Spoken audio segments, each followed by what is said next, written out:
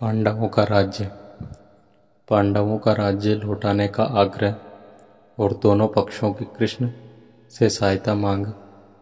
राजा सुशर्म तथा कौरवों को रणभूमि से भगा देने के बाद पांडवों ने स्वयं को सार्वजनिक रूप से प्रकट कर दिया। उनका असली परिचय पाकर राजा विराट को अत्यंत प्रसन्नता हुई और उन्होंने अपनी पुत्री उत्तरा का विवाह अर्जुन के पुत्र अभिमन्यु के साथ बड़े ही धूमधाम के साथ कर दिया।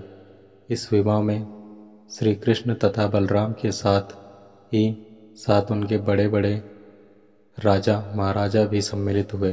अभिमन्यु के विवाह के पश्चात पांडवों ने अपना राज्य वापस लौटाने के उद्देश्य से श्री कृष्ण को अपना दूत बनाकर हस्तिनापुर भेजा। धृतराष्ट्र के राजसभा में यथोचित सत्कार और आसन पाने के बाद श्री कृष्ण बोले, हे राजन, पांडवों ने यहाँ उपस्थित सभी गुरुजनों को प्रणाम भेजते हुए कहलवाया है कि हमने पूर्व किए करार के अनुसार 12 वर्ष का वनवास तथा 1 वर्ष का अज्ञातवास पूरा कर लिया है। आप हमें दिए वचन के अनुसार हमारा आधा राज्य लौटा दीजिए।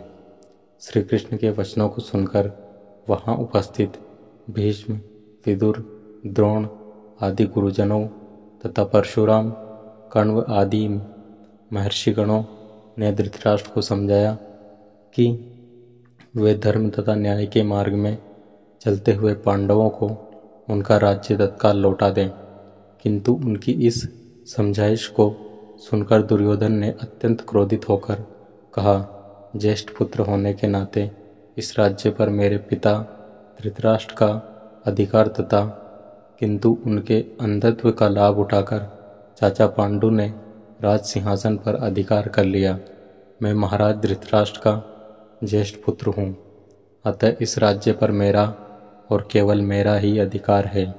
मैं पांडवों को राज्य तो क्या, सुई की नोक के बराबर भी भूमि देने के लिए तैयार नहीं हूँ।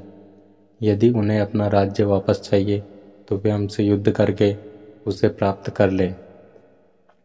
उपस्थित सभी जनों के बारंबार समझाने के बाद भी दुर्योधन अपनी बात पर अडिग रहा और श्री कृष्ण वापस पांडवों के पास चले गए और दोनों पक्षों में युद्ध की तैयारियां होने लगी। पांडवों को राज्य न देने के अपने निश्चय पर दुर्योधन के अड़ जाने के कारण दोनों पक्ष के मध्य युद्ध निश्चित हो गया तथा दोनों ही पक्ष अपने लिए सहायता जुटाने में लग गए।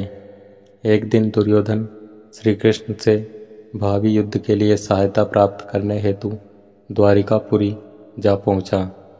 जब वह पहुंचा उस समय श्री कृष्ण निद्रा में मग्न थे, अतएव वह उनके सिराने जा बैठा। इसके कुछ ही देर पश्चात पांडु तनय अर्जुन भी इसी कार्य से उनके पास पहुँचे और उन्हें सोया देखकर उनके पैताने बैठ गए। जब श्री कृष्ण की निद्रा टूटी तो पहले उनकी दृष्टि अर्जुन पर पड़ी। अर्जुन से कुशल क्षेम पूछने के बाद भगवान कृष्ण ने उनके आगमन का कारण पूछा। अर्जुन ने कहा, भगवान, मैं भावी युद्ध के लिए आपसे सहायता लेने आया हूँ। अर्जुन के इतना कहते ही सिरहाने बैठा हुआ दुर्योधन बोल उठा, हे कृष्ण, मैं भी आपसे सहायता के लिए आया हूँ। चूँकि मैं अर्जुन से पहले आया हूँ इसलिए सहायता मांगने का पहला अधिकार मेरा है।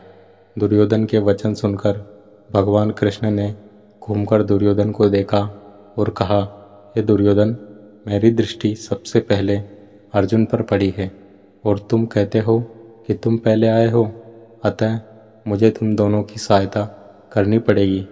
मैं तुम दोनों में से एक को अपनी पूरी सेना दे दूंगा और दूसरे के साथ मैं स्वयं रहूंगा, किंतु मैं ना तो युद्ध करूंगा और ना ही शस्त्र धारण करूंगा। अब तुम लोग निश्चय कर लो कि किसे क्या चाहिए। अर्जुन ने श्री कृष्ण को अपने साथ रखने की इच्छा प्रकट की, जिससे दुर्योधन प्रसन्न हो गया, क्योंकि वह तो श्री कृष्ण की विशाल सेना लेने के लिए ही आया था। इस प्रकार श्री कृष्ण ने भावी युद्ध के लिए दुर्योधन को अपनी सेना दे दी और स्वयं पांडवों के साथ हो गए।